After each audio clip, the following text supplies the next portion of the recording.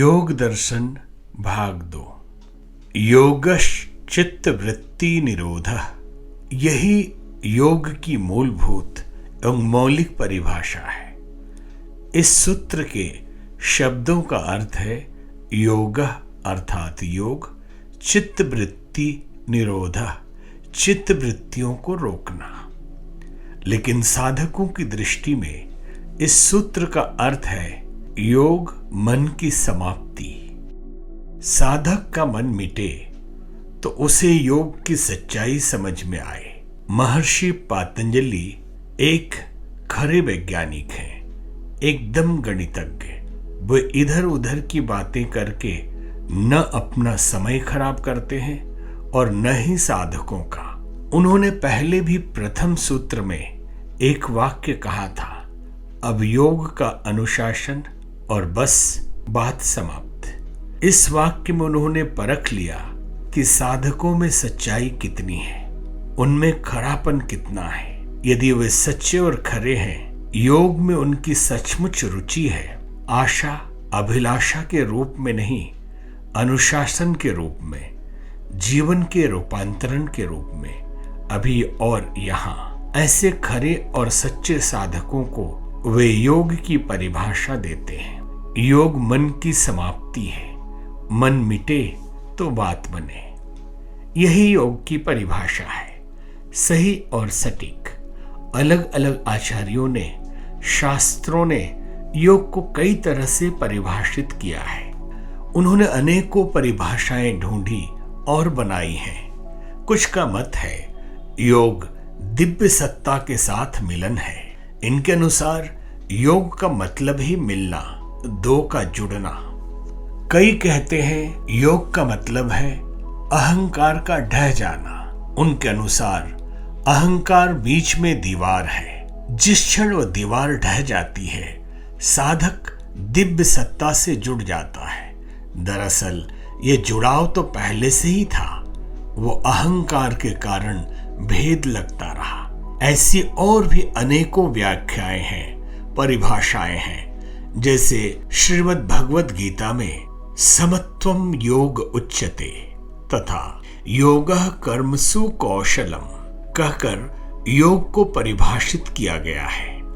लेकिन महर्षि पातंजलि इन सभी आचार्यों, शास्त्रकारों से कहीं ज्यादा वैज्ञानिक हैं। वे पत्ते और टहनियां नहीं, सीधे जड़ पकड़ते हैं। गीता में बताई गई समता एवं कर्म कुशलता मिलेगी कैसे? दिव्य सत्ता से साधक के अस्तित्व का जुड़ाव होगा किस तरह? महर्षि पातंजलि की परिभाषा में इन सभी सवालों का सटीक जवाब है। वह कहते हैं जब मन का अवसान हो जाएगा, जब मन मिट जाएगा, उनके अनुसार योग अमन की दशा है। पातंजलि की इस बात को एक नई वैज्ञानिक अनुभूति देते हुए गुरुदेव ने कहा, सारा कुछ मन का जादू इंद्रजाल है, ये हटा कि समझो सारा भ्रम मिटा। उनके अनुसार ये शब्द मन सब कुछ तो अपने में समेट लेता है। अहंकार, इच्छाएं, कामनाएं, कल्पनाएं, आशाएं, तत्व ज्ञान और शास्त्र, जहां कुछ जो भी सोचा जा सकता है, सोचा जा रहा है, वो मन है। जो भी जाना गया है, जो भी जाना जा सकता है, जो भी जानने लायक समझा जाता है, वो सब का सब मन के दायरे में है। मन की समाप्ति का मतलब है जो जाना है उसकी समाप्ति, और जो जानना है उसकी समाप्ति। ये तो छलांग है ज्ञानातीत में। जब मन न रहा तो जो बचा वो ज्ञानातीत है। मन के इसी सत्य को गोस्वामी तुलसीदास महाराज जी ने अपनी रामायण में गाया है। गो गोचर जह लगी मन जाई, सो सब माया जानहु भाई। अर्थात इंद्रियों की पहुंच और जहां जहां तक मन जाता है, हे भाई तुम उस सब को माया जानना, मिथ्या समझना।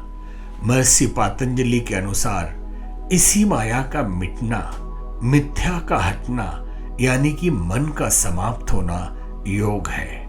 मन की परेशानी, मन से परेशानी साधकों का सबसे अहम सवाल है, सबसे जरूरी और महत्वपूर्ण प्रश्न है। इस उलझन को सुलझाने के लिए सबसे पहले ये जान ले कि आखिर मन अपने आप में क्या है। यह हमारे भीतर बैठा हुआ क्या क्या कर रहा है। आमतौर पर सब यही सोचते हैं कि मन सिर में पड़ी या रखी हुई कोई भौतिक चीज है, परंतु हमारे गुरुदेव कहते थे कि जिसने भी मन को अंदर से पहचान लिया वो ऐसी बातें नहीं स्वीकारेगा। आजकल का विज्ञान भी ऐसी बातों को इनकार करता है। कहते हैं मन एक वृत्ति, क्रियाशीलता है। अब जैसे कि कोई चलता हुआ आदमी बैठ जाए तो बैठने पर उसका चलना कहां भाग गया।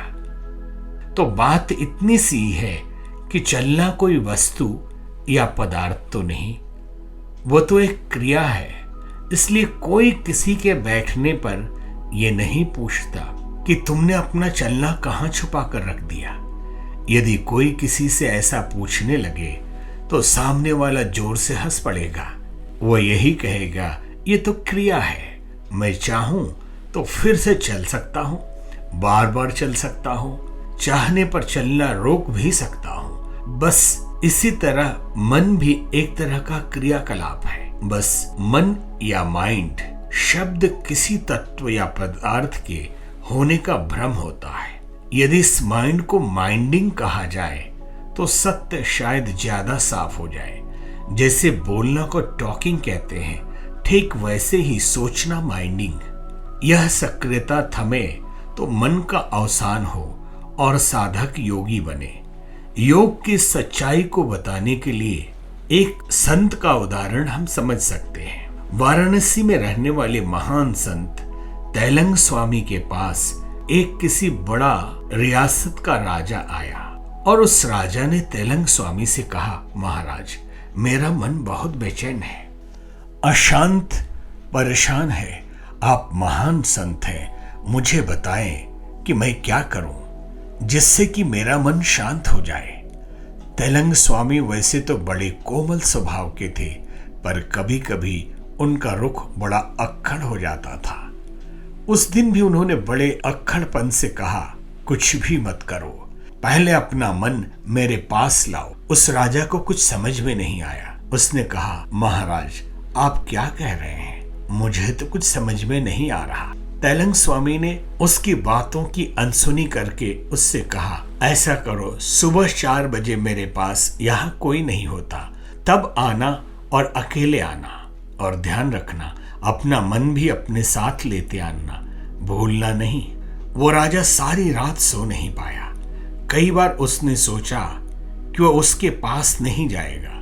बार बार वह अपने आप से कहता, इन स्वामी जी को लोग बेकार इतना बड़ा ज्ञानी मानते हैं, ये तो बहकी बहकी बातें करते हैं। आखिर क्या मतलब है उनका यह कहने से, भूलना नहीं, अपना मन भी अपने साथ लेकर आना। उस राजा को उस रोज ऊहापोह भारी रही, परंतु चाहकर भी वो उस भेंट को रद्द न कर सका। तैलंग स्वामी थे ही इतने मोहक एवं चुंबकीय, राजा को रात भर यही लगता रहा कि कोई अद्भुत चुंबक उसे अपनी ओर खींच रहा है। 4 बजने से कुछ पहले ही वो बिस्तर से उठ बैठा और कहने लगा, मैं उनके पास जाऊंगा जरूर। वे थोड़ी सी बहकी हुई बातें करते हैं तो क्या हुआ, पर उनकी आंखें कहती है कि उनके पास कुछ अवश्य है। ऐसे ही सोच विचार करते हुए वो तैलंग स्वामी के पास पहुंच गया। पहुंचते ही उन्होंने कहा, आ गए तुम, कहाँ है तुम्हारा मन? राजा बोला, आप भी कैसी बातें करते हैं स्वामी जी, मेरा मन भला और कहाँ होगा, वो तो मुझ में ही है। तैलंग स्वामी बोले, अच्छा, तो पहले इस बात का निर्णय हो गया कि तुम्हारा मन तुम में ही है, तो अब दूसरी बात मेरी कही हुई करो। अब आंखें बंद करके खोजो जरा कि मन कहाँ है, तुम उसे ढूंढ लो कि वो कहाँ है, तो फिर उसी क्षण मुझे बता देना, मैं उसे शांत कर दूंगा। उस राजा ने तैलंग स्वामी का कहा मानकर आंखें बंद कर ली और कोशिश करता गया देखने की और देखने की।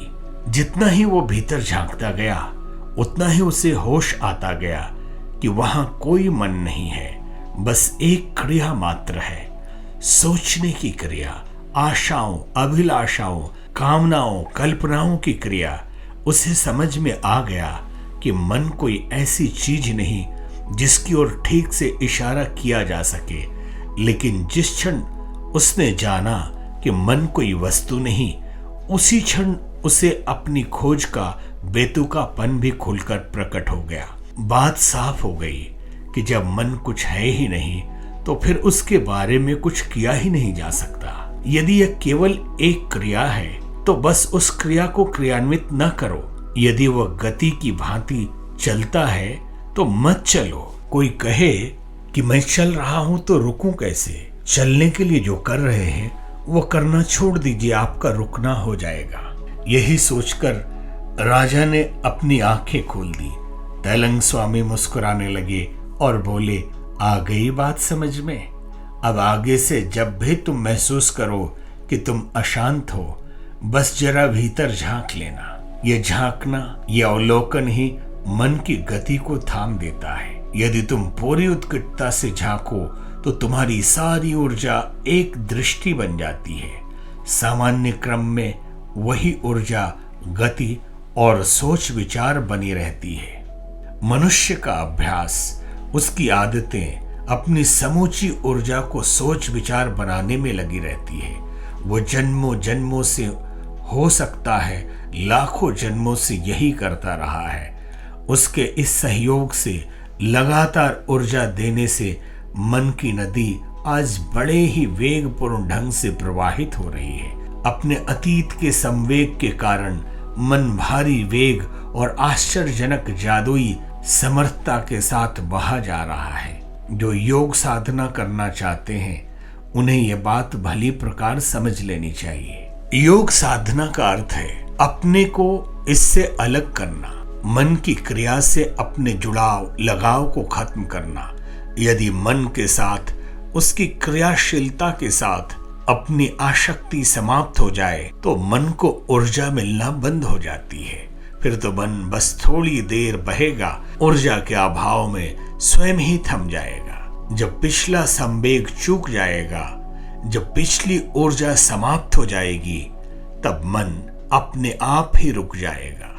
और जब मन रुक जाएगा तब हम योग साधक से योगी होने की ओर कदम बढ़ाते हैं। तब फिर पतंजलि की परिभाषा, कराया गया बोध हमारी खुद की अपनी अनुभूति बन जाएगा।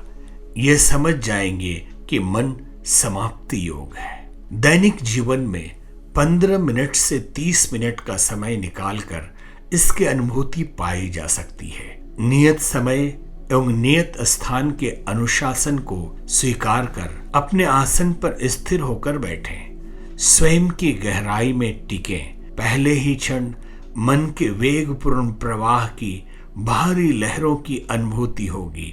इसकी लहरों से आकर्षित न हो, स्वयं को इससे यह अनुभव करें आप अलग हैं और मन का वेगपूर्ण प्रवाह अलग। जैसे जैसे ये अनुभव गाढ़ा होगा, मन का वेगपूर्ण प्रवाह थमता जाएगा। लेकिन ध्यान रहे, बार बार मुड़ मुड़ कर यह देखना नहीं कि मन का वेग थमा या नहीं, क्योंकि ऐसा करने से आप फिर से अपनी ऊर्जा मन को देंगे और वो फिर से प्रचंड हो उठेगा। मन से अलग अपने में स्वयं की स्थिरता की अनुभूति का अंकुर जितनी तेजी से बढ़ेगा, उतनी ही योग चित्त वृत्ति निरोधा की अनुभूति साकार होगी।